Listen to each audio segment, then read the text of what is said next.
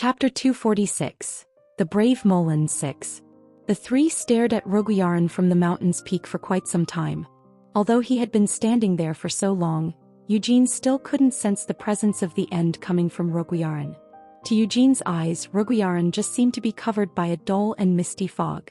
As for the Roguyaran on the outside, not the one on this side, it wasn't all that special or mysterious a place either. It was just a huge snowfield with abysmal weather. A harsh land without anything of particular value, such as underground resources buried beneath its surface. A land where even mana itself was scarce, making it difficult to use any magic. No one lived in Roguyaran because it was a place full of factors that were inimical to life. Beyond this land was the vast Arctic Sea. Since all seas were connected with each other in the end, it was said that if you crossed Roguyaran's Arctic Sea, you would be able to reach the far-off southern seas. But what reason was there to do something so pointless? In any case, the Roguyaran that Eugene knew wasn't as bizarre and terrifying a place as Vermouth had warned them about. However, it was true that the Nur had started appearing here 100 years ago. Molen had blocked any of the Nur from leaving here for the past 100 years. Molen was using his own body as a barrier so the end coming from Roguyaran wouldn't be able to cross the Lahanjar and attack the rest of the world. Molen, Eugene eventually spoke up. Even after staring at it for such a long time, nothing seemed to be approaching them from the other side of the Roguyaran. Like with Lahanjar itself on this side, the sun never rose in this world. This was the world that Molen had been watching over for the past 100 years. No matter how much he tried to break it, it would always reform intact. And as the corpses of Nur piled up, the scenery would turn grotesque. Those were the only two changes that ever took place here. Eugene continued, "What are you going to do from now on?" This question needed to be asked. In Eugene's opinion, his fight with Molen couldn't really be called a fight. Even he himself thought of it as an embarrassing and ugly struggle on his part. But it was because his opponent was Molen that Eugene had struggled so fiercely. If his opponent hadn't been Molen, there would be no reason for him to do such a thing. "Are you going to keep staying here?" Eugene followed up with another question. These questions, this whole conversation, all of it could only take place because of Eugene's futile struggle. If it were the previous Molen, having a conversation like this would have been impossible. Though less than half a day had passed from then until now, Eugene was certain that Molen had changed. Molen hesitantly began without turning his head to look at Eugene. His sunken eyes were still staring firmly at Roguyaran, at the hazy and distant end of the world. "I will wait here," Molen declared. His answer hadn't changed from before. Even if Eugene had asked the earlier Molen, he would have given the same answer as he did now. Eugene was also aware of this fact. In the first place, Eugene had no intention of changing Molen's answer. What on earth could he do to change it? The 100 years he had spent here because of Vermouth's request, all of that was proof of Molen's conviction and commitment to this mission. Eugene didn't want to deny his friend's conviction and commitment. "It's not just because of Vermouth's request," Molen explained. "It's because I've seen the Nur myself. It's because I know what an ominous existence the Nur are. I am the founder of Ruhr, and I am the brave Molen who once saved the world. As such, I have to keep watch over this place." It wasn't just Molen. If Eugene hadn't died and been put in Molen's position, he would have acted the same as Molen. Even Sienna and Anise, they all would have done the same. "For how long?" Eugene asked as he stared at Molen. "Until now, you've been waiting for 100 years. For just how many more years are you going to keep watch over this place?" "I guess I'll just keep doing so until I die," Molen replied calmly. "What an idiotic answer," Eugene grumbled, only for Molen to chuckle in response. Molen tore his gaze away from the Roguyaran and looked down at Eugene. "Hamel. It seems that you're worried about me." Eugene snorted. "Of course I'm worried about you. That's why I didn't want to show you my weakness," Molen sighed. "Molen, listen closely to what I'm saying," Eugene growled as he forced his still clumsy fingers to clench into a fist. "Just in case, if you do become a little strange once more, I'll come back to fight with you." Molen's eyes widened into circles as he looked at Eugene. "I'll definitely come here to beat you up," Eugene promised sincerely. This time, Eugene had fought Molen in an embarrassing and ugly manner, then he had lost messily. "I'll come here to fight with you and defeat you," Eugene vowed. If he lost next time as well, then Eugene would just have to try the next time again. No matter how many times he was defeated, Eugene would keep on challenging Molen. Eugene continued speaking firmly.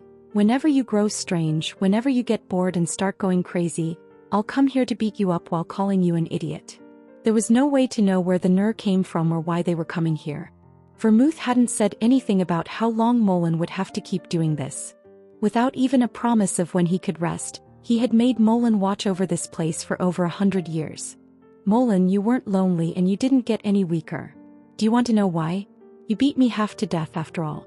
That alone would be proof of your strength. You're still the brave and strong warrior you always were, Eugene assured him. It was a clumsy and awkward attempt at consolation. Even Molen could sense that. The same went for Eugene himself as the one who said it. However, Eugene didn't know how else to offer his consolation.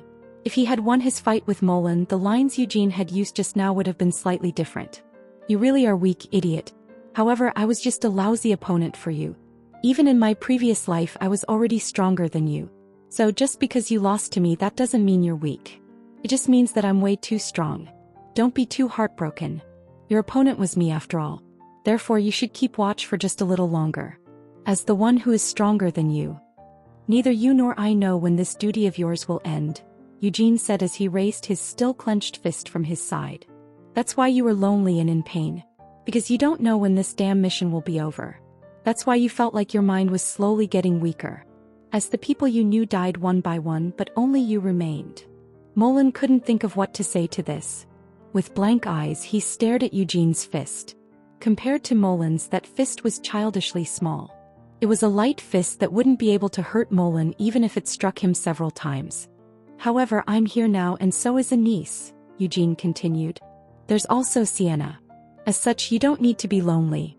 We will remember what it is you're doing here and why. If you're in distress because you don't know how much longer you have to stay here, then I'll go and ask him for you myself. Who are you going to ask? Molen questioned after a beat.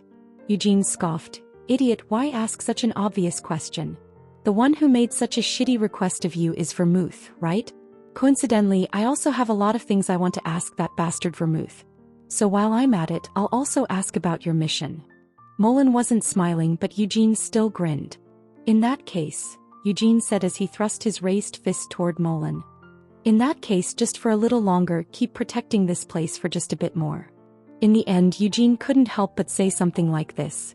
After all, who in the world apart from Molen would be able to guard this place? Apart from him, who in the hell would have been able to block those ominous monsters from invading for over 100 years? Haha. Molen burst into laughter. You really are cruel, Hamel. Molen shook his head as he kept laughing. Vermouth's request alone has forced me to endure all this for the past 150 years.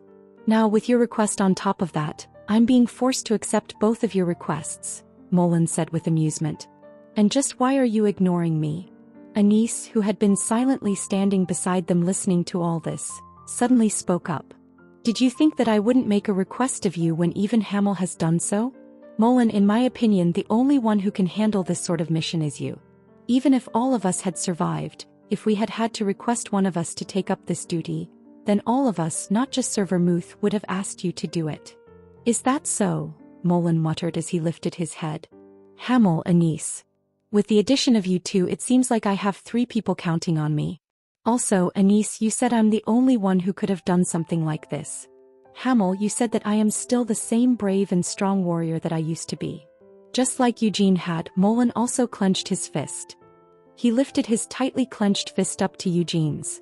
If that's the case, then it seems that I have no choice but to do so, Molen said with renewed confidence. But their fists lightly knocked against each other. Hamel, Molen said as he stared straight at Eugene. His body may have changed, but on the inside he was still unmistakably Hamel. Isn't that the same for me as well? Molen thought with a grin. No matter how weather-beaten he had become over the past 300 years, even with all the rust, Molen was still Molen. He was still strong. He was still brave. You said that you would kill the Demon Kings, Molen recalled. That's right, Eugene confirmed this. Molen continued hesitantly. I probably won't be able to go with you to kill the remaining Demon Kings, since I have a mission to continue guarding this place. Perhaps, if they manage to kill all of the Demon Kings, there might no longer be any need to worry about the end coming from Roguiaran. If one day you put an end to everything and find out that I no longer have to be bound to this mission, if you reunite with the missing vermouth, then, at that time come here and tell me about it, Molan requested. He would be fine. Molan added, just in case if I've turned strange once more, then give me a beating with your own hands and tell me that my mission is over. Tell me that I am free. After today, Molan believed that he would no longer lose his mind. The fists that he exchanged with Hamel along with their conversation. No. The memories that he had made with both Hamel and Anise, these comrades from his past over the past few days. These few days of memories were weightier and clearer than the 100 years Molan had spent guarding this place. Molan had said those sorts of things to show them that he was prepared to wait even if he didn't know just how long it would take them to return here. He was expressing his determination to protect this place without taking his own life or allowing anyone else to kill him. All right, Eugene agreed with a smile as he lowered his fist. At that time I'll also bring vermouth with me. Maybe even Sienna as well. To think that Eugene would get embarrassed at this point. Anise, who had been listening quietly, swallowed a laugh inside of Christina's head. Hamel wasn't comfortable with sensitive topics and wasn't very good at expressing himself. The gap is pretty nice, Christina thought to herself. Huh? Anise questioned. Sir Eugene's usual behavior is extremely rough, Christina pointed out. His tongue is so sharp that it's hard to believe he's a great hero, and he also curses a lot. This is actually after he's improved a little, Christina. At first Hamel's mouth was truly filthy. 1. So in order to clean his tongue whenever Hamel cursed, I would stuff an actual rag into his mouth. Just how low could Hamel's position have been when he first joined the party 300 years ago? Christina considered this question for a moment. Christina defended him. Although Sir Eugene may be rough at times, he unconsciously shows his inner nature. Like the fact that he's able to distinguish between you and me, sister. When we eat together, he puts my tableware in front of me first as if it's instinctual. Or when we walk down a street together, he lets me walk on the inside where it's safer. And whenever a monster appears, he steps forward in front of me as if it's only natural for him to do so. Do you really remember all of those moments? Anise asked in disbelief. Flustered, Christina stammered, anyways, sister, isn't that the case? While his mouth may spit out harsh words, in his heart he's worried about his friend and comrade-in-arms, Molan. But even after he was covered in blood and half-dead, he still didn't change tactics and went up against Sir Molan with all his strength. Just like when he saved me. Indeed, Christina, perhaps because we're soul sisters, but you're attracted to the same points as me. You're right. Hamel has always been like that since 300 years ago. He's all spiky on the outside while soft on the inside. It was that sort of gap that captivated both Sienna and me. Lady Sienna as well. Although Christina had yet to meet Sienna personally, she had become familiar with Sienna by hearing Eugene and Anise talk about her numerous times. In addition to that, after hearing these words from Anise, for some reason, Christina felt herself sympathizing with Sienna, even though they hadn't even met yet. There's just one thing that you should remember, Christina. In the end, Sienna, that shy little chick, will become your and my enemy. Mare Meridian, that cheeky brat, might be willing to flatter us now, but once Sienna is released from her seal, she will surely stick to Sienna's side as if she had never gotten close to us and report everything that has happened until then. If that's the case, then what are we supposed to do? Sister, I don't think that we've done anything wrong. Sienna is a savage girl who speaks before she thinks and whose fists speak louder than her words. Even if we don't commit any crimes, Sienna might rain fireballs down on our heads just because she's in a bad mood. If you want to counter her, Krizitna, you must make sure to not neglect your divine magic. The two of you should hold hands and combine forces. I've always been holding your hand, sister, ever since the very beginning. Anise and Christina's sisterly affection grew even stronger. Well then, shall we head back now? Molan proposed. Bang! Molan's huge hand smacked Eugene on the back. Eugene was almost sent flying to Roguiaran. The only reason he didn't fly away was thanks to Eugene hastily casting a spell on himself to hold his body in place. However, even if Eugene wasn't sent flying, his whole body hurt as if it had been shattered into pieces. While under the effects of Ignition's recoil, the sensitivity of his whole body, especially towards pain, would become very intense. While still in this state, Molan's huge hand had just struck him on the back. Eugene gasped in pain. Gaff? Anise chided Molan. Idiot, have you forgotten that Hamel's ignition is a suicide device that destroys his own body? Won't the recoil be less painful because his body became stronger? Molen asked curiously. Anise replied, his days spent moaning in bed might have reduced from his previous life, but it seems like it still hurts. Even though I've warned him several times since his previous life, to think he would use a suicide device in a mere scuffle with you, Molen. No matter how much I think about it, Hamel, you're an even bigger idiot than Molen. That's just how strong I am, Molen declared proudly. Hamel tried with all his might to defeat me, but in the end he still couldn't win. I've said this once already, but it wasn't a defeat, Eugene insisted. I didn't even use any weapons or any of my techniques, so how can it be called a defeat? Molen curiously pointed out, isn't ignition one of your techniques? And that prominence as well. Eugene faltered, no, that's... the techniques I'm talking about are, While trying to endure the tingling sensation running down his back, Eugene struggled to decide whether or not to spit out the words he was thinking of. Molen's eyes lit up.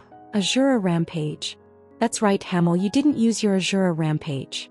But it's strange, even though you didn't use Azura rampage when you fought me, you really were like an Azura. Once you've reached the limits of your Azura rampage, do you actually become an Azura yourself? Molen didn't have any malice. Even during Eugene's previous life, Molen had just been that sort of a guy. Even though he knew this, hearing that name coming from someone else's lips made Eugene want to jump down from the mountain peak and end his life that instant. Even so, Molen, about this barrier, were you the one who opened it when we arrived? Eugene asked as he desperately tried to change the topic.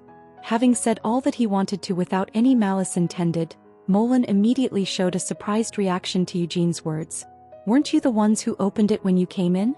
As expected, it must have opened because of the moonlight sword, Eugene reasoned. In a natural manner, Eugene managed to completely change the topic. Anise, who was looking in his direction, and Mare, who was peeking from inside his cloak, seemed to be laughing at him. Eugene did his best not to pay them any attention. The moonlight sword was Vermouth's favorite sword, Molen observed.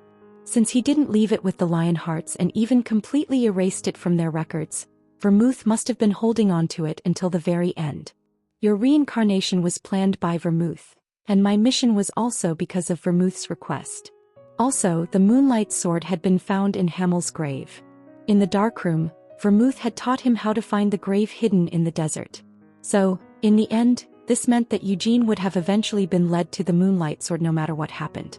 Did he arrange for the moonlight sword to be used as a key just in case Molen ended up trapped within this barrier? As he considered this idea, Eugene touched the moonlight sword within his cloak. But in fact, the darkroom's Vermouth didn't say anything about Molen. When one considered it, this was only natural. When Vermouth left his recording in the darkroom, both Sienna and Anise had been alive and well. It was about 150 years ago that Vermouth had appeared in Molen's dream to convey his request. That was 50 years after Vermouth's apparent death. During those 50 years, what exactly did Vermouth go through? With a bitter feeling, Eugene let go of the moonlight sword. Chapter 247. The Brave Molen 7. Eugene, who had left for Lahanjar to take a test, returned after a full day in a state where he couldn't even control his own body. His injuries had been completely treated. Only the recoil from ignition remained. But no matter what, it was just a fact that Eugene had no choice but to receive Molen and Anise's support to walk because he couldn't keep himself steady. And seeing Eugene looking like this caused many of the fort's inhabitants to nod their heads. Eugene Lionheart had been recognized as one of the heroes of the present age. All the famed warriors who met him acknowledged Eugene's genius potential. He was still only 21 years old, but the strength he had managed to achieve at such a young age didn't fall short compared to those famed warriors who stood at the forefront of the times. However, he still couldn't match up to the great hero from 300 years ago. This was only natural. Although he had been in seclusion for over 100 years, Molen Roar was still the brave Molen. Several people had come looking for Eugene while he was confined to his bed. Even if it's you, it seems that you can only be treated as a child by Sir Molen, huh? The corners of Cyan's mouth curled upwards subtly, no blatantly, as he placed some medicine on a bedside table. Well, it can't be helped, can it? Cyan continued. Sir Molen is a great hero who fought alongside our ancestor, and you, well, while it might be true that you're an amazing genius, It's not like you were able to fight during that era, right? I did fight back then, you son of a bitch. Eugene barely managed to swallow the reply that rose to his throat. Sir Molan has obtained victory after standing on countless battlefields after all. So don't let it get you down too much, Cyan encouraged Eugene. No matter how talented you may be in Sir Molan's eyes, you're just a distant descendant of his friend, so it's only natural for him to treat you like he would a child. Are you really going to keep yapping? Eugene growled. Cyan acted innocent as he said, "Can't you understand my feelings of concern for you as my brother? But you really are quite impressive. What was it again? Ignition? Is that what you called it? Your body is in such pain because you used that technique again. Even without having seen it, it's clear what happened. Did you stubbornly insist on trying to somehow defeat Sir Molan? Because of your own hurt pride, no?" Eugene snapped, "Shut up." "No, I really am worried about you," Cyan insisted. "Don't let it get to you. Just lie down and have a good rest." Not willing to listen to him any further, Eugene grabbed an apple from the fruit basket next to his bed. He was intent on throwing it at Cyan, but at that moment he put too much strength into his grip force, crushing the apple and turning it into juice. "I think it's pretty cool that you refused to admit defeat and showed off everything that you had." Cyan immediately reversed his opinion and rose from his seat. Seal was the one who came looking for him next. Having just finished bathing with a freshly dried appearance, she sat close to Eugene. "Do you know?" Seal asked. "The hot springs here are said to relieve fatigue and help with muscle recovery. If the recoil from your barbaric technique is anything close to severe muscle pain, won't your recovery be faster if you take a dip in the hot springs? It's hard for me to even control my body, so how do you expect me to get into the hot springs?" Eugene complained. "Shall I help you with that?" Seal offered. Eugene scoffed. "Are you crazy? No way. Could it be that you have some strange thoughts?" Seal smirked. "There's also such a thing as a family bath. It's not like you need to go in there naked, and it's for the sake of treatment and recovery. It doesn't really matter to me, but if you say please, I might consider helping you." Although Seal gave this proposal with a grin, she was certain that Eugene wouldn't really accept her offer. But what would she do if he did accept it? She would need a lot of time to mentally prepare herself, but... Seal suddenly gulped and glanced down at Eugene. "Of course, I'm just joking," Seal nervously corrected herself. "You know that, right? Do you think I'm crazy enough to take those words seriously?" Eugene asked in offense. Although she had only asked that question to take a peek at Eugene's opinion, Seal was a bit disappointed by his immediate response. She changed the subject. "You don't seem to have any wounds, so I can't really get a clear picture. Just how many times were you beaten by Molan?"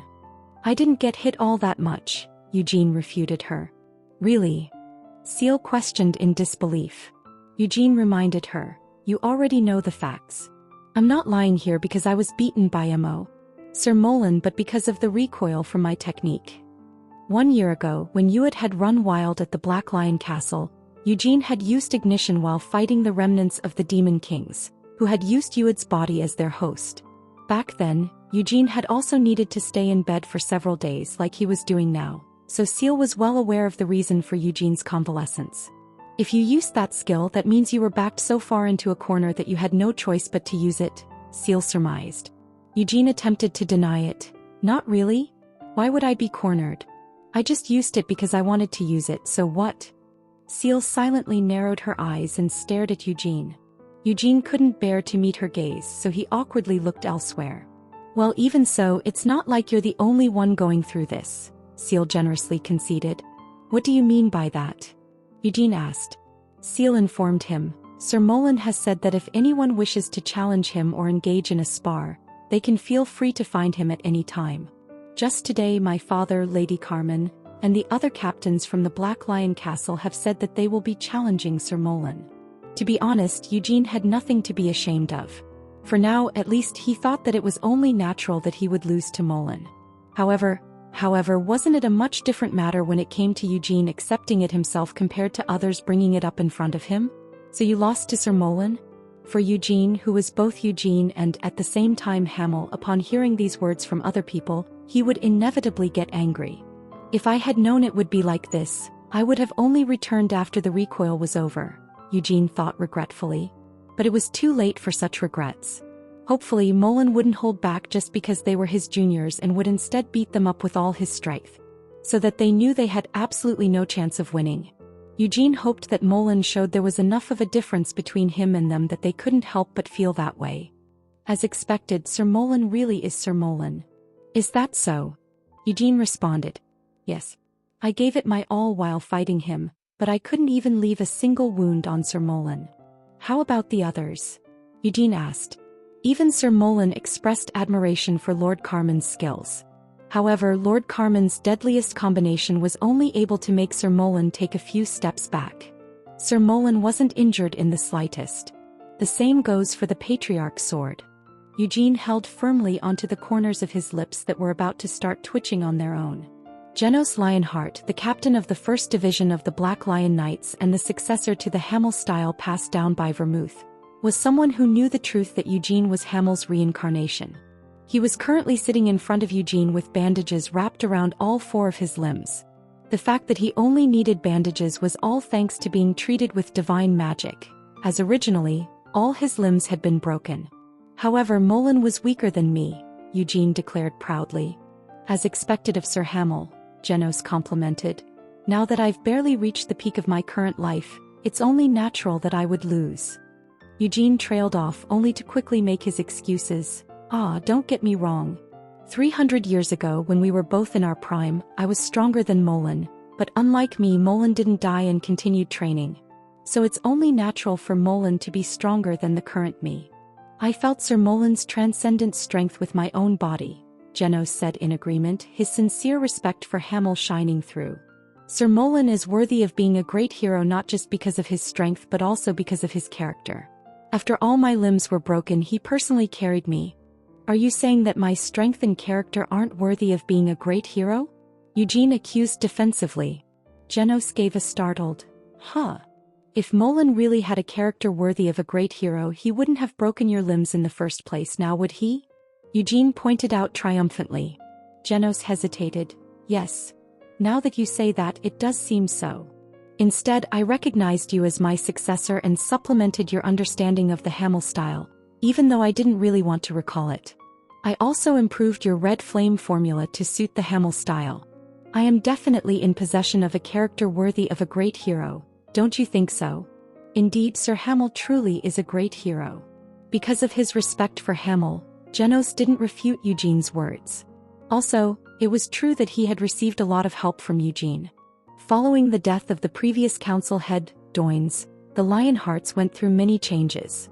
However, the white flame formula was still the sole property of the main family, while the collateral lines could only learn the red flame formula. This was the basis for maintaining the balance of the huge Lionheart clan, so it wasn't something that could hastily be changed. No matter how impulsive Eugene could be, he couldn't just teach Genos, who was from a collateral line, the white flame formula. As such, besides the white flame formula, Eugene had taught Genos various other things. The Hamel style and the version of the red flame formula that had been passed down through Genos's family had been harmonized, and the insufficient aspects of the red flame formula had been supplemented by Eugene. So having received such favor, it was only natural for Genos to respect Hamel even more than he already did. Getting back to the point, Eugene asked, So what, after breaking your limbs, what did Molen say to you? He said that he could feel Sir Hamel from the fighting spirit and swordsmanship incorporated into my fighting style, Genos said with a proud expression. For someone like him who deeply respected Hamel, Molen saying such words to him was the highest praise and evaluation. However, Eugene couldn't help but feel a subtle sense of incongruity. Even though Eugene himself acknowledged that Genos's skills were quite excellent, no matter how much he rolled the idea through his head, he didn't feel like Genos really resembled Hamel all that much. Being tactful enough to notice that he shouldn't let such thoughts escape his mouth, Eugene didn't express his opinions and just kept his mouth shut. It was only after 5 days had passed that Eugene's body felt better. Just in case, he had been worried that the likes of Amelia Merwin or Hemoria might take advantage of the opening left by the weakening of his body to attack him. While it was something that couldn't be done if he thought about it rationally, among all the idiots that Eugene had met in his entire life, those two ranked quite highly on the list of the most idiotic. Fortunately, nothing like that had happened. Vermouth's descendants are strong. Up in the fort's tower, Molen spoke up as the winds blew against him. But as descendants of Vermouth they're still too weak, Eugene, who was wrapped up in a cloak beside Molen, replied with a snort. It wasn't that the Lionhearts were all that weak. On the contrary, they were strong enough that they could easily claim to be the best martial clan on the continent. In Eugene's opinion, Carmen, who represented the highest tier of elders, could even boast about being the best in the continent. With her skills, except for the 3 dukes, she would be able to fight single-handedly against any of the highest-ranking demon folks in Helmuth. That alone was already impressive enough. Usually high-ranking demon folks weren't opponents that humans could face all on their own. Then there was the patriarch Gilead and his youngest brother, Guion. Since the second brother, Guilford, had already laid down the sword following Carmen, the next strongest master from the main family portion of the Lionheart clan needed to be picked from those 2. To put things bluntly, both of their skills were several steps behind Carmen's. However, like Carmen, there was plenty of room for growth. Eugene justified his position. As I recall, Vermouth was much younger than those 3 when he reached his prime. Yet even so, he was overwhelmingly stronger than they are now. The Queen of the Night Demons, Norgiabella, and the Blade of Incarceration, Gavid Lindman.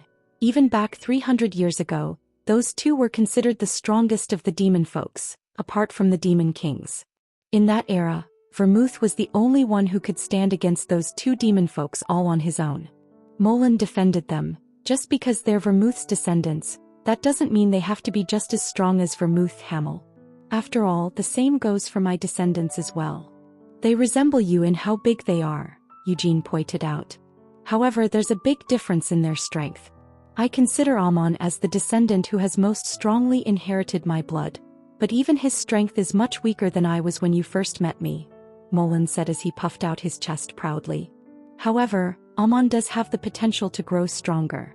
I think that goes for all who have inherited my blood, no, for everyone who is living in this era. And all of Vermouth's Lionheart clan have the same gray hair and golden eyes that Vermouth had. It was the only genetic trait that hadn't thinned over time. Even after being passed down through dozens of generations and mixing with other bloodlines, all the Lionhearts still inherited the same gray hair and golden eyes. Even the most distant collateral lines were born with the golden eyes and gray hair that served as Vermouth's symbols. It was as if a strong will had been dissolved into the blood. No matter how much it was mixed and diluted, it felt like this blood seemed to insist on maintaining its identity as the Lionhearts, no, as Vermouth's blood. Was it because Vermouth's blood was special? Or perhaps, Vermouth had made his bloodline special? But for what purpose? Eugene silently pondered these questions. He felt that this had something to do with Hamel's reincarnation. Of course, it was only a hunch, but Eugene shook his head as he felt a slightly creepy sensation running down his back. There's also you, isn't there, Hamel? Molen spoke up, his large fist approaching Eugene. Molen seemed to have developed a liking for greeting people with fist bumps. Last time, Eugene was being supported by a niece, but this time a healthy Eugene was standing on his own 2 feet. So he proudly spread his shoulders wide and held his fist up to Molen's. Molen continued, "You were born as Vermouth's descendant and have become a member of the Lionhearts. If that's the case, doesn't that guarantee that one of Vermouth's descendants will be as strong as Vermouth?" At these words, Eugene couldn't help but feel a subtle sense of joy. Honestly speaking, he was embarrassed to have been born a descendant of Vermouth as part of that bastard's plan. However, when Molen said, "will be as strong as Vermouth," Eugene's cheeks couldn't help but twitch in an aborted smile. In the end, didn't those words mean that, in Molen's opinion, Hamel was just as strong as Vermouth? "I'm guessing he means, might be as strong as Vermouth," said Anise, who had been sitting on the balcony railing while gulping down beer. Although her expression wasn't visible as her head was turned away, Eugene could easily imagine Anise's expression. She would definitely have on a sullen look with pouting lips. It couldn't be helped. She had been recognized as a saint after flapping her wings and shouting that she had received a divine revelation.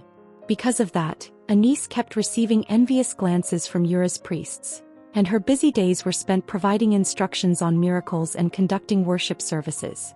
Of course, all of that had been conducted by Christina, not Anise. Anise would only give a few words of advice from a corner of their shared consciousness while grumbling about when all this would end.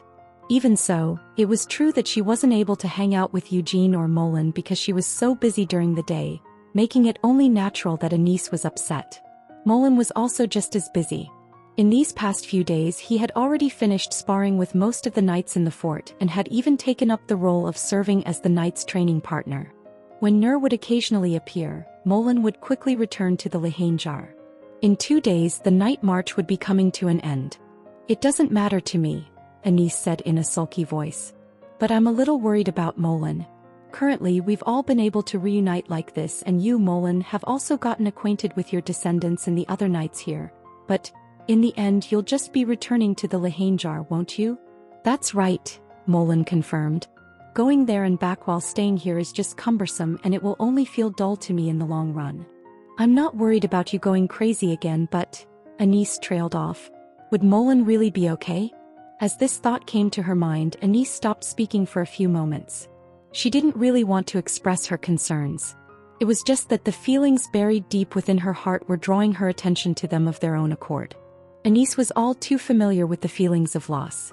That might be the case, but Molan knew loss even better than Anis. After all, the only one who had survived until the present day was Molan. "Are you worried that we won't be able to meet each other once more?" Molan asked with a laugh. Anis couldn't bear to easily admit to those words. He just didn't want to. Although she had tried to twist her words this way and that, Anis's true feelings were just as Molan had described. She was afraid that this meeting might just be their last. She was afraid that next time they wouldn't be able to meet like this. The reason she had been so groundlessly irritated ever since earlier, and why she wasn't able to enjoy the alcohol that she was drinking, was all due to her inability to accept that she was upset and afraid of their upcoming parting. The moment she accepted her true feelings, she was afraid and concerned that she would be unable to ignore these feelings from then on. "Haven't we already made a promise regarding that?" Molan reminded her. "A promise?" Anis repeated. Molan replied, "If I turned strange, Hamel said he would come back to beat me up." Anis gasped in realization. "Ah. Hamel, Anis, the both of you have requested something from me, that I should keep a watch over this place for just a little longer. I will never forget your request for the rest of my life. Until you two return with vermouth and sienna, I won't change and I will keep guarding this place," Molan promised. This idiot. When did I ever make such a request? I just casually agreed with Hamel when he started persuading you all on his own, Anis said as she put down her drink and turned her head away from them. She had always been strong. She strived to never show a weak appearance. This was because Anis Slywood was the saint. Because she existed to protect and heal all those who were weak, she couldn't afford to reveal her own weakness to anyone else. That was what she was like at first. But after becoming Vermouth's comrade and meeting Molan, Sienna and Hamel, the saint had become a human being named Anis. She gained comrades to whom she wasn't afraid to show her weaknesses. Even so, Anis didn't always reveal her true feelings. She hid those behind a smiling expression with sarcasm and teasing. Only on a very few occasions when she felt like she had to cry a little, would Anis honestly let her tears fall. Because she knew that it would be alright if she did. "It will be over much sooner than the 100 years you have already been waiting for," Anis promised in return. Anis didn't shed too many tears. Only a single streak of tears trickled down her cheek. However, those tears were enough to make Eugene and Molan flustered. What Anis had told him of her own demise just a few days ago was still clearly at the forefront of Eugene's memories. "Why, you'll definitely also be with us at that time, Anis," Eugene said as he leaped out of his seat to stand beside Anis. "Anis, if you aren't there, I won't leave the Great Hammer Canyon," Molan said, spreading his thick arms wide. His intention was to hold her in his arms and allow Anis to cry to her heart's content, but Anis had no desire to do so. She couldn't understand why Eugene and Molan were making a fuss all of a sudden. Anis asked Christina for help. "Christina, why are these two idiots acting up all of a sudden?" "Because that's how much they love you, sister," Christina replied in a happy tone. Chapter 248. The Brave Molan, 8. The night march was over. Just like how there hadn't been an opening ceremony, there wasn't a closing ceremony either. The gates of Fort Lehane were thrown wide open at dawn, and the kings and the knights from their respective countries began to leave the fort. The first to exit those gates in the early hours of the morning was the Sultan of the Nahama. He departed into the snowfields escorted by the warriors of Nahama, the Sand Scorpions and the Dungeon Wizards. Amelia Merwin was also part of this procession. As she looked back behind her, she silently promised herself, one day, and pulled on the chain wrapped around Himoria's neck. If only she could harvest his corpse. This was a thought that had passed through Amelia's mind dozens or even hundreds of times during the 10 or so days she had spent within the fort, but she couldn't afford to put those thoughts into practice. Her eyes were fixed on the sight of the brave Molen standing on top of the high castle walls. His body, so strong that it didn't seem human, caused Amelia's heart to flutter with desire. However, she still promised herself that she would one day get what she wanted. As she imagined the distant, no, not too distant future, Amelia licked her lips. Amelia's collaborator, the Sultan, was having conniptions due to the appearance of a hero and a saint, along with the reclusive Molen during the night march, but Amelia didn't care about that. Instead, Amelia felt that it was something like destiny that Eugene Lionheart, whom she had promised to definitely kill the next time they met, would turn out to be the hero. She didn't see any problems with this. If the hero and the saint were beings who had inherited the legacy of legends, then the brave Molen himself was a living legend. But Amelia happened to be in possession of a legend that had already died yet hadn't fully disappeared. She had the corpse of the stupid Hamel, the prize among all of Amelia's most treasured possessions. Although she didn't have a suitable soul to infuse into it, it wasn't that big of a problem. Also, Hamel's corpse wasn't the only treasure Amelia possessed. The brave Molen and Eugene Lionheart. If I can get the saint's corpse as well, that would be perfect, but it would be difficult, Amelia thought as she turned her head away, hiding her laugh. With a bone stuck between her jaws, Himoria was no longer even able to make the sound of grinding her teeth. Even after being severely disciplined, Himoria hadn't abandoned her enmity towards Amelia. It was impossible for her to do so. The only thing sustaining the current Himoria was her hatred. Her hatred of Amelia Merwin and her hatred of Eugene Lionheart. As well as a hatred for the god who did not save her, who had believed in him. Himoria glared at Amelia's back with her dull, dead eyes. After Nahama, the procession of countries continued. Some of the processions had decreased in size from when they first came, while others had increased. Most of the mercenary companies that had arrived on their own had been contracted by the attending countries. Any transfers between knightly orders would only be carried out after they had returned to their own country and cleared things up. As for the Lionhearts, they hadn't recruited any mercenaries or knights. The Lionhearts only needed the Lionhearts. They had managed to do well enough during this night march with just that. They had seen the blade of incarceration. They had even seen the Demon King. They had competed with the brave Molen. All these alone had served to make the Lionheart stronger. All of the knights who bore the name Lionheart were the descendants of the Great Vermouth. Even the White Lion Knights who hadn't inherited the Lionheart bloodline were all devoted to the legend that originated from their name. As for the Lionhearts themselves, they naturally also felt the same way. They wanted to be part of that legendary experience. They hoped to continue the legend. By competing with Molen, they were able to satisfy this longing. Eugene could strongly sense the changes that had resulted from this. The fighting spirits of the hundreds of knights belonging to the Lionheart clan were stoked higher instead of cooling down from their defeats at Molen's hands. There was also a sense of longing. The one-sided defeats that they had suffered ignited a fiery desire for self-improvement in each of them. When seeing off the other nations, Molen hadn't come down from his perch on top of the walls. However, when the time came to see off the Lionheart clan, he leaped down from the battlements. The descendants of Vermouth, Molen said with a laugh as he patted each of the knights on the shoulder. You will become even stronger. I, Molen, who was once Vermouth's comrade, guarantee it. Molen didn't explain exactly just how they were going to become stronger. Instead, he just uttered these words with a confident gaze and steady voice. However, that was already enough to start triggering a change. Hadn't Anise herself said so while they were traveling through the snowfields? People can adapt and change surprisingly quickly.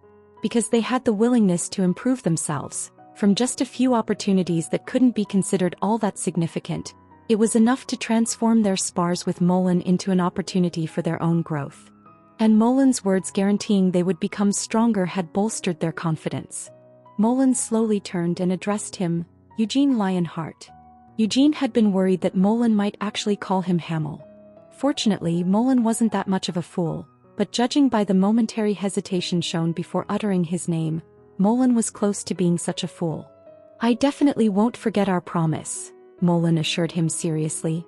Unlike what he had done with the other vassals of the Lionheart clan, Molan didn't pat him on the shoulder. Instead, Molan grinned and held his huge fist up to Eugene. After staring at his fist for a few moments, Eugene smirked and reached out with his own fist. "I also won't forget our promise either," Eugene said in return. Since many people were watching them, they couldn't speak comfortably. Feeling an unavoidable embarrassment due to his fact, Eugene opened up his outstretched fist. Changing to a more polite tone, Eugene followed by saying, "Please take care until we next meet." Molan, who still had his fist outstretched, burst into laughter as he saw Eugene's open hand. His huge fist also opened up. Molan's giant hand then gripped Eugene's own hand. They had already unburdened themselves to each other the night before. That said, it wasn't like they didn't have anything they wanted to do or say to each other right now. For example, didn't Molan realize just how big his palm was? Why was he secretly trying to compete with Eugene by increasing his grip strength? Eugene felt the urge to ask just such an irreverent question about such a foolish topic. But Eugene didn't say anything directly to Molan. He didn't think it was necessary. If there was something that they couldn't talk about now, they could just bring it up the next time they met. "That's right," Molan agreed, having the same thoughts. He let go of Eugene's hand. However, his current thoughts and the desires in his heart didn't match. Molan spread his arms wide open and pulled Eugene into a tight embrace. "See you next time," Molan said. Unlike the first time Molan had hugged him, Eugene wasn't faced with the threat of suffocation. After struggling futilely with both feet dangling in the air, Eugene sighed and returned Molan's hug. Then Eugene whispered in a low voice, "Let go of me, you bastard." Having received such a curse, Molan laughed loudly and set Eugene down. The farewell ended with that. Molan stood by the gates until the tail of the Lionheart's procession passed through the gates and receded into the snowfields. Unlike when they had first traveled to the fort, they were all riding in large sleighs on their way back. Although it was called a sleigh, its shape was closer to a carriage without wheels. Every time the domesticated monsters crashed through the snow, the sleigh shot forwards. Eugene stuck his head out of the window and watched as Molan slowly grew further and further away. The bright-eyed Molan noticed that Eugene had turned his head to look back at him, so he waved his hand. Eugene let out a snort and stuck his own hand out of the window. After casually waving it a few times, he shook it off as if to shoo Molan away. "It seems that Sir Molan really likes you," Cyan murmured from the opposite seat. "In Sir Molan's eyes, we must feel like the grandchildren of a friend. He must be showing you such fondness because you resemble our ancestor." "But he also showed you a lot of fondness, brother," Seal reminded him. "Why are you pretending like you didn't receive any, when Sir Molan even let you ride on his shoulders?" Seal was sitting next to Eugene as if it was only natural. When his younger sister teased him with an amused squint in her eyes, Cyan couldn't come up with a reply immediately and just pouted. Eventually Cyan rallied, "Kay, why are you saying such nonsense? You rode on Sir Molan's shoulders as well?" Seal just sighed. "Brother, like I've always said, you get flustered about the weirdest things. Why is that? Is it because you're the next patriarch of the Lionheart clan and no longer a child that you're so embarrassed about riding on Sir Molan's shoulders?" I didn't really want to ride him in the first place," Cyan tried to argue. "Sir Molan just forcibly lifted me up and... So what? Isn't it better to be cared for by Sir Molan than to be shown no interest at all?" Seal said with a giggle as she glanced at Eugene. Currently, Seal was the only one sitting next to Eugene. That dubious and sometimes frighteningly creepy assistant bishop. No, the saint wasn't here with them. She wasn't sitting on another seat in the carriage either. Although Seal didn't know what in the world might be going on with her, but... No, isn't this only the natural result? Saint Christina is someone from Uras after all, Seal reminded herself. Christina Rogerus had accompanied the priesthood of Uras on their return. For some reason, even Mare, who usually fluttered around here and there while squeaking away like a bat, was staying put inside Eugene's cloak. Thanks to that, Seal was casually occupying the seat next to Eugene. Of course, even if Mare and Christina had been in this carriage with them, Seal would have insisted that she had the freedom and the right to sit wherever she wanted.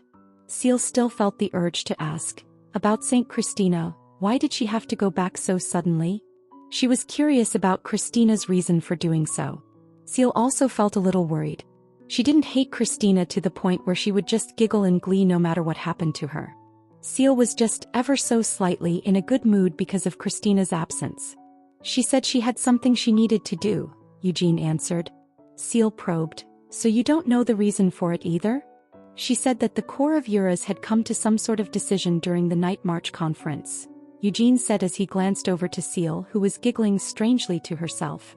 Naturally, Eugene knew the reason why Christina needed to return to Eurus. Among the members of Eurus' priests of the light, priests with particularly strong divine power and miracles were carefully being selected so that a unit of combat priests centered around Christina could be organized. When they had first heard about this from the Pope, Christina and Anise had vehemently refused to have any part in it. However, when the Pope swore that as the saint she would have full authority over any of the troops mustered by the Pope, Krishna and Anise eventually gave up on their stubborn refusal. Anise said that they might someday serve as insurance. Christina also said that it might be of some help to Eugene. The newly mustered combat division was to be developed in Eurus with the concept of serving as Christina and Anise's personal guard. If the priests weren't able to prioritize her order as the saint over the popes, Anise had said that she would make sure to put them back in the right frame of mind.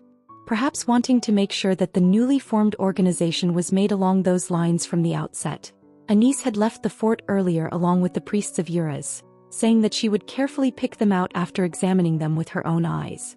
After returning to the Lionheart estate, Eugene planned on making preparations and then leaving for Helmuth. He had also shared his plans with Anise. So although Anise had decided to return to Eurus first, they had arranged to meet up again in Helmuth. Their final destination was naturally the Dragon Demon Castle. Before that, Eugene also planned to visit the Khazard Hills, where the Moonlight Sword had been first discovered and where a fragment had been excavated. That was probably where Vermouth had shattered the Moonlight Sword. If I can find some more fragments, the Moonlight Sword's strength should increase, Eugene thought hopefully. But wasn't it dangerous for them to go to Helmuth?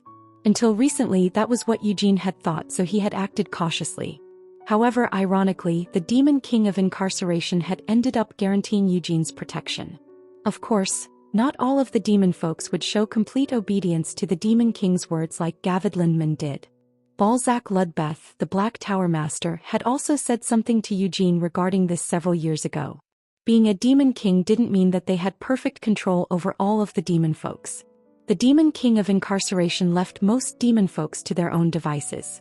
Among the countless demon folks, there were also some demon folks who actively defied the Demon King of Incarceration's will. However, Eugene didn't think that this threat really mattered to him. The first time he heard that warning, he was incomparably weaker than now, so he had to carefully assess all possible outcomes when he considered going to Helmuth. But now, Gavid won't lay a hand on me. That means the Black Fog under Gavid's command won't do anything to me either. As for Noir Giabella, Eugene trailed off consideringly. Although Eugene was worried about that psycho, he would never get anything done if he just procrastinated by worrying over every uncertain possibility. Eugene recalled Sienna, who was still sealed inside the World Tree. He remembered how she looked with a hole pierced through her chest, entangled in roots, barely being kept alive through the power of the World Tree. He recalled Sienna's laughter as she tried to tease him with a knock-knock joke. 2 years had already passed since then. Sienna might not feel like it was a very long time, but Eugene felt it was more than long enough. He didn't want there to be any further delays. He. Information about the Dragon Demon Castle was very scarce. It wouldn't be easy to break into it either. The Dragon Demon Castle continuously wandered through the skies above Carabloom, Raizakia's fief. Since the Dragon Demon Castle was as large as a decent-sized fortress, it wouldn't be a problem to spot it in the skies above. But the problem lay in how to break into the Dragon Demon Castle. As a terrible hater of all humans, Raizakia hadn't allowed any humans to enter his fief. This law hadn't changed over the hundreds of years since Raizakia had disappeared. Carabloom, the surface level of Raizakia's fief, was still inhabited solely by demon folks and demi-humans. The citizens of Carabloom were only allowed to enter the Dragon Demon Castle if they had been summoned to do so. In order to receive such a summons, they had to either have a formal title, have raised their level as a demon folk, or be in possession of a large amount of wealth. In other words, Raizakia's fief was no different from its own small nation. Those who received such a summons and were allowed to ascend to the Dragon Demon Castle and live there made up the aristocratic class called the noblesse. In contrast, the citizens who lived on the surface level of the Carabloom fief were the commoners. Eugene assessed his situation. As a human, it will be difficult for me to enter Carabloom. It will also be impossible for me to be summoned to the Dragon Demon Castle. If it was any country on this continent it might be a different story, but in Helmuth, and in the fief of a human hater at that, it will be impossible for me to rely on the Lionheart name as leverage. In the first place, Eugene had no intention of informing his family that he was leaving for Helmuth. Eugene didn't have the confidence to state that everything would be fine and that there would be no problems, and even if he did his best to persuade them, his elders in the Lionheart clan wouldn't accept it. If Eugene told them that he was leaving for Helmuth, his father, Gerhard, would be sure to faint in shock. Eugene mused, would I be able to find a way in by bribing someone to open up a backdoor somewhere? No, there's no need for that. Since I'm going there to cause a ruckus anyway, I can just break in from the very start. Hee. While Eugene was diligently working out a way to break into the Dragon Demon Castle, the sound of laughter kept ringing in his head. The subspace in his cloak contained a mix of various items, and among these was a cushioned chair. The chair hadn't been placed inside so Eugene could take it out and sit on it when needed. Instead, it was one of the several pieces of furniture that had been placed inside the cloak for Mare's convenience. Mare Meridian was currently sitting curled up in that wide, cushioned chair, her shoulders shaking as she laughed. We're finally making headway into saving Lady Sienna. We're finally going to resurrect Lady Sienna, Mare celebrated. Are you really that happy? Eugene asked. Mare responded, of course I'm happy. I'll finally be able to meet Lady Sienna again after 200 years. Also, once Lady Sienna wakes up and returns, this prolonged humiliation and persecution will also come to an end. Since when have you been humiliated and persecuted? Eugene grumbled in disbelief. However, Mare didn't bother to argue with him. Relishing the feeling of celebrating her victory in advance, Mare peered out from an opening in his cloak. Mare saw Seal ask with a bright smile, what are you going to do once we return to the clan?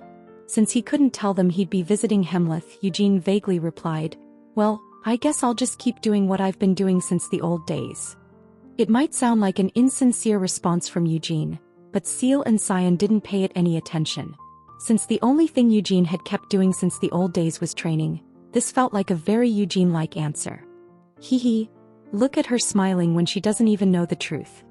Sir Eugene and I are going to go and save Lady Sienna, Mare gloated to herself as she mocked Seal's pouty smile. This was why Mare wasn't coming out of the cloak.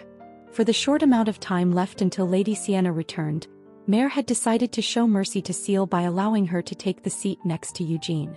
That said, while Mare had only been staying inside the cloak for an hour or two now, when she thought about how she would need to stay inside the cloak day after day, Mare's chest felt like it was being squeezed. In the end, Mare wriggled her way out of the cloak and sat on Eugene's lap. Why don't you take a seat? Seal suggested in annoyance. Don't want to, Mare rejected her. I like staying next to Sir Eugene. This cheeky ancient brat. Since you can't steal the seat next to him from me, you've decided to just sit on his lap? She should keep in mind how long she's been in existence. To think she would still have such a childish look and attitude after being alive for over 200 years.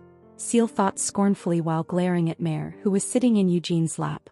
Even so, Seal thought she could at least allow Mare this much. After all, hadn't Seal already claimed the seat next to Eugene? Cyan silently stared at Eugene, who was sitting across from him. Seal was sitting next to Eugene with Mare sitting in his lap. The sight of his younger sister glaring at the little girl made Cyan feel a bit distressed.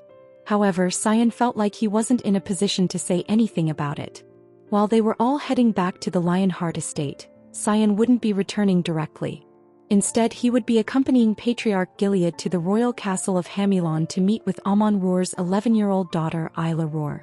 It wasn't likely that they would be married right away, but perhaps, just perhaps, if he did end up getting married to her. With an 11-year-old princess, Cyan thought to himself in distress. If she was 11 years old, didn't that mean she was even younger than Mare's apparent age? On top of this thought, he recalled how both Amon and Molin were enormously muscular giants. The other people of the Buyur tribe he had seen at the fort were all giants as well. So perhaps the 11-year-old Princess Isla was also. Cyan found himself unable to finish that thought. Still, wouldn't she at least be better than that Princess Scalia of Shimuan, who seemed half insane even when in the right state of mind? Cyan tried to comfort himself with this thought, But the melancholy in his heart wouldn't go away.